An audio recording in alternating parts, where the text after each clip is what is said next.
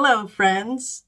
Thanks for stopping by today. And this week, we're going to talk about prayers at the temple. Okay, so it's going to be found in 2 Chronicles chapter 7, verse 12. It says, "Then the Lord appeared to Solomon by night and said to him, I have heard your prayer and chosen this place for myself as a house of sacrifice. If my people who are called by my name shall humble themselves and seek my face and turn from their wicked ways, then I will hear from heaven and will forgive their sins and heal their land." 15 says, "Now my eyes will be open and my ears attentive to prayers made in this place," meaning the temple or church. "For now I have chosen and sanctified this house, that my name may be there forever, and my eyes and heart will be there perpetually." Perpetually means in a way that never changes or constant.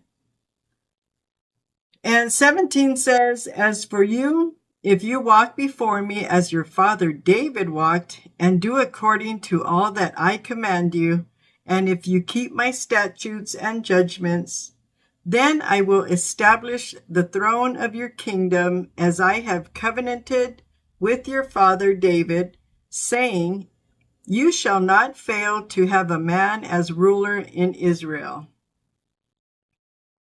So the lesson there is that God was seeing Solomon pray at the temple and was very pleased with that. And he was telling Solomon that he will be there perpetually, constantly, all the time, forever, to hear people's prayers and to hear his prayers. I started this like a series on the missing children of the church because I know that the times are getting close, that the second coming of Christ is coming even more now. And so we see a lot of signs of the times, and I started a little series here called The Missing Children of the Church. And the reason for that is because I was one of those missing children of the church. For about 23 years, I was lost in the world to drugs and alcohol. And I wasn't saved. I was out there, sinning. And I used to go to church. I was raised in the church. And so when I hit about 17, around there, I stopped going. I didn't want to go anymore. But the devil, he got a hold of me. Because if you give the devil an inch, he will take your whole life. So sin abounded, and I got more heavily into drugs, and I needed help and a way out. And that will be a story in another video. But for today, let's just say that my grandmother was the one praying for me in the church.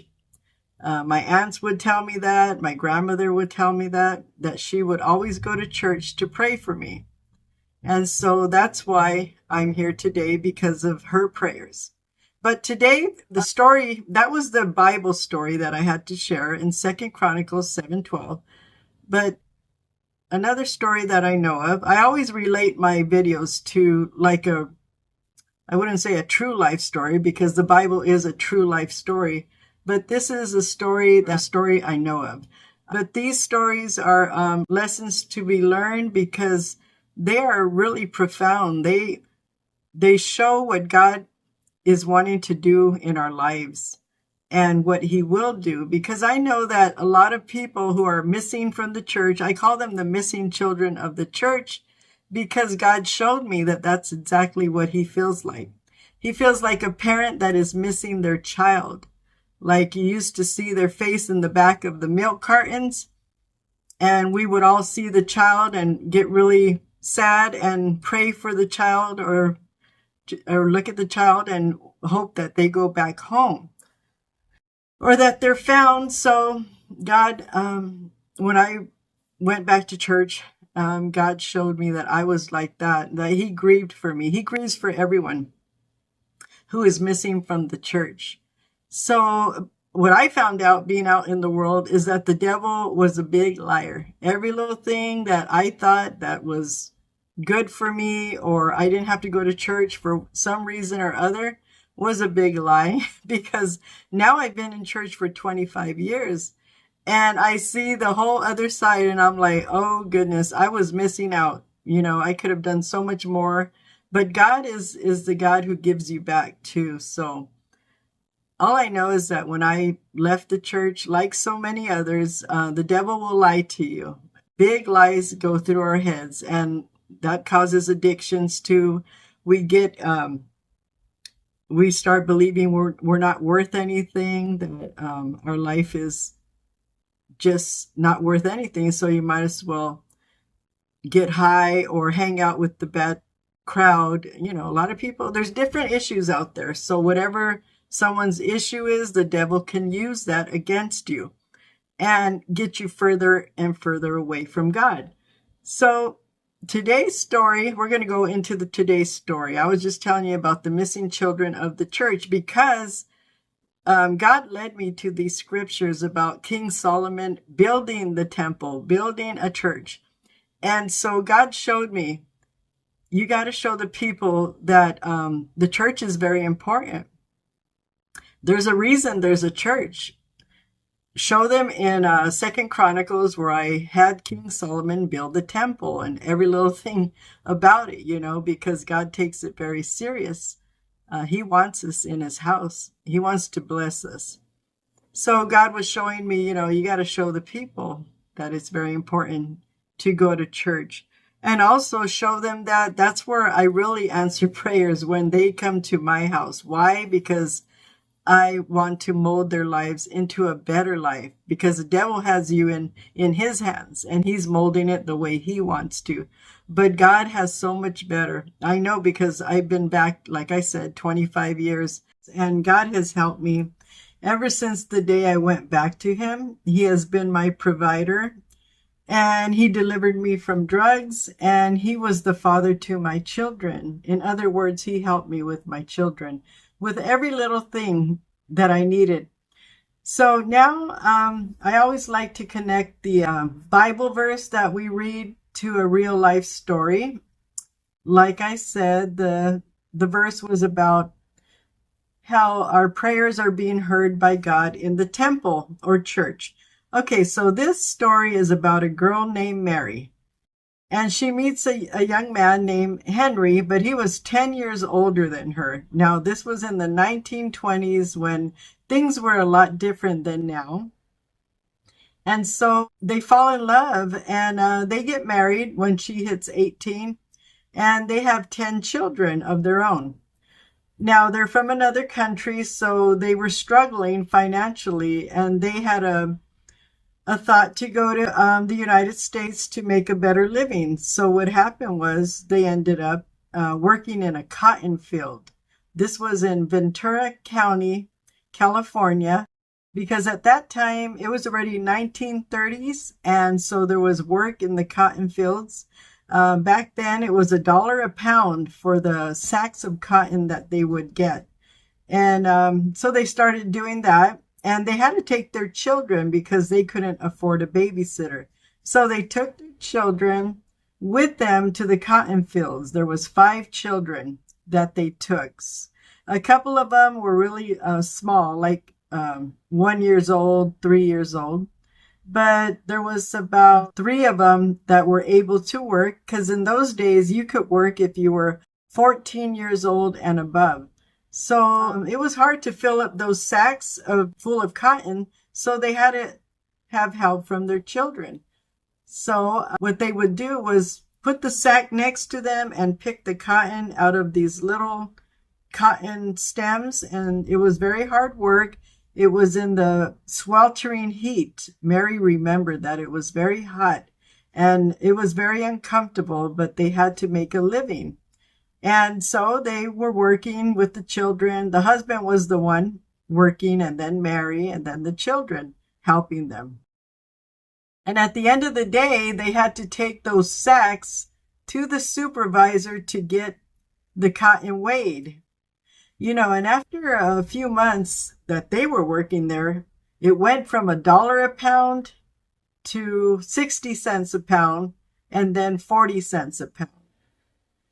And at that time, Henry was getting frustrated because he had 5 children at home that he had to feed and he had to pay rent and all that. So, and Mary was getting frustrated too. So she was out one day with Henry and they were picking cotton and she had pricked her finger really bad and it started bleeding. And she had pricked her finger many times before, but on this day, she was very frustrated with the job and she just did not want this to happen. And it really hurted her. So she showed Henry her finger and it was dripping with blood. And she says, Henry, I am so sick and tired of being in this job. It is very backbreaking and I'm tired of it. We need to go to the big city of Los Angeles to get better jobs, like working in the factories or warehouses. And she just took off from the fields and went home and took care of her finger. She put a Band-Aid on it. And that night when she made dinner, they ate dinner. And after dinner, she talked to Henry and put her foot down and just said, you know what, we got to get out of here. We have to go to Los Angeles because my sister's husband is working in a factory and he's making good money. So we have to go there. So Henry knew that he couldn't argue with his wife. So he did. In 2 weeks, they got paid and they took off to Los Angeles, California. And Mary had big dreams in her head. She was like, oh, we're going to make it now. We can, maybe buy a house. Things are going to get better for us. And so she let Henry go out there and look for work because she had to take care of her kids. And they did get help from her sister. And they stood in the sister's house that she had in the backyard. There was another house. So they rented that one. Because Henry did get a job, but it didn't last too long. After about 9 months, Henry told his wife that he didn't want to stay there anymore, that he misses being in the country. He likes the fields. He does not like that work because he has to interact a lot with the boss or supervisor, and his English was not so good. So it made him feel really dumb, like he didn't know too much how to communicate. So I guess it got to his self-esteem and he wanted to go back. But Mary see no problem, being there in the city, and she liked the city a lot. But they had arguments and he just told her, you got to go back with me to the country. And if you don't, then you're going to be here by yourself. And Mary was very frustrated and she said that he could go back, and they split up. So what happened was Mary stood there and raised the rest of her children on her own. And then, she had 3 children left. The other 2 already got married. So she had 3 children at home. And one day she went to the backyard because she was going to rake the leaves and she just felt like doing some yard work. And she goes, oh, I better go to the shed and get the rake. So she went back there and she got the rake. She opened the door to the shed. And to her astonishment, she seen her son there. Her son was now 17 years old. And the other girls, the 2 daughters, were 14 and 15. Well, the son was in that shed and she was surprised to see him there. And she just thought he was getting a rake or something. But then she noticed that he was sweating a lot and that he was his eyes were very glossy. And then she looks down and she's seen that he had a band around his arm, and she realized that he was slamming drugs. And she had no other reason or no other way to react, and she just said, Daniel, what are you doing here? Oh my goodness, get in the house and sober up. And so Daniel was alarmed too that his mother found him in there in that state of mind. And all he wanted to do was go to sleep. So he went to his room and he fell asleep. And so at that time, Mary was devastated. She didn't know what to do. And she says, I'm going to go in the house. I need to go to my room and be by myself. I need to think. What am I going to do? What's happening here? What went wrong? And so she went in her room and she was crying because she was devastated that she's seen her son using drugs. And to top it off, the worst drugs ever she could imagine, because who would be slamming anything? In those days, it was heroin. And that's what she knew. She goes, he must be slamming heroin. And that was terrible because she didn't raise her children that way. They were not raised in church or anything, but she didn't raise her children to be bad. She always kept them very near her and stuff like that. So she was crying and she didn't know what to do. And she says, I need to turn to God. There's no one. I have no help. I'm alone. I need to turn to God. I don't know what to do. And she started praying and she started asking God to help her. And she was crying unto God and asking for his help. And please, Lord, help me. I really need your help. I don't know what to do. And I love my son so much and I don't want him to go in that direction. And she was just crying in her room and trying to listen. And then all of a sudden she got a thought.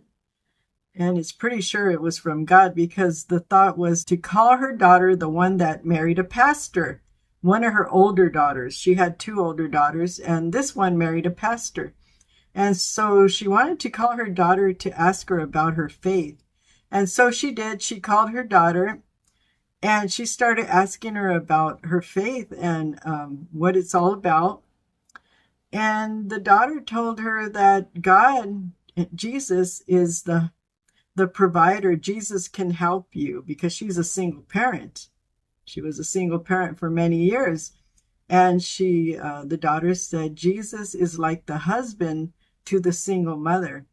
And Jesus will be the provider, but you have to draw near to him because he wants to help you. And so the daughter talked to her a little bit more about the Christian faith.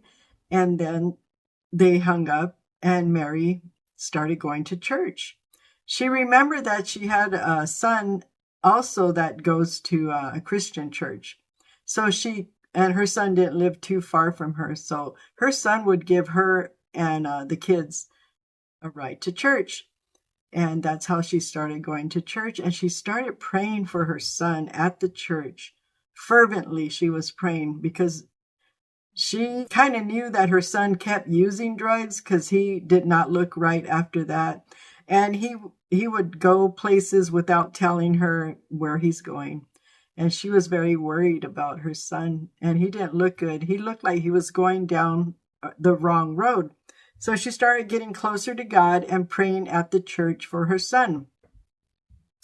Then as the months went by, her son joined the army. Her son didn't want to go to church. The girls did go with her, but her son, who was 17, didn't want to go. So when he hit 18, he joined the army. But Mary kept going to church and praying for her son and her family and everybody. And God started helping her with all kinds of things, providing for her in many different ways. And when her son was in the military, he met a man that spoke to him about Jesus. And for some reason, her son was very lonely in the army. So he wanted to hear what this man had to say. He didn't want to hear what his mother had to say, but he wanted to hear what this man had to say. And so the man was telling him about the love of Jesus and how God can turn his life around. And so he went to the man's church in the military base. So God touched Daniel's heart, and Daniel got baptized as he was there in the military, in the basic training. And so when he comes out of the military and they meet him at the airport, Daniel told his mom that he had got baptized and that he's a Christian now. And that made his mother very happy. She couldn't believe it. He even looked different. Now, this young man did not look the same anymore. He had a glow to him. He had a smile on his face. He had so much energy. You could feel the joy coming from him. He was a whole different person because he started going to church, because his mother was praying for him at the church. And so after that, he started going to his mom's church, and the mother introduced him to a minister that was going to be like a mentor to him. And that minister connected Daniel to, well, he asked him if he wanted to be a preacher or anything in the ministry. And Daniel said yes, he wanted to be a preacher. So that minister connected him to the Bible college. So Daniel enrolled in Bible college, and he went for a couple of years, and he graduated. And he became an on-fire preacher. When he would preach, it was like if the ceiling was coming off of the church. It was on fire. He was so energetic for the Lord. And then he got married to a wonderful woman, a very holy woman, and they had 7 children of their own. So he had a beautiful family. So that story goes to show us that God hears our prayers, and especially at the church. There's something about going to church and humbling ourselves, and asking the Lord for help. A lot of people say, well, I don't need to go to church, but it's a necessity that we go, because that's where the Spirit of God is even stronger. It's like filling up your gas tank in your car. You run out of gas, right? And so that's how it is for our spirit. We have to go to church to get that gas tank filled up again, our spirit filled up again, at least twice a week. And so that's the story of Mary.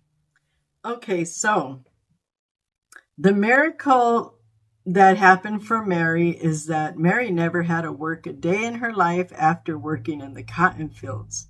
When she got close to God, God provided everything for her. And it is a miracle, because you may be wondering, well, how did God do that?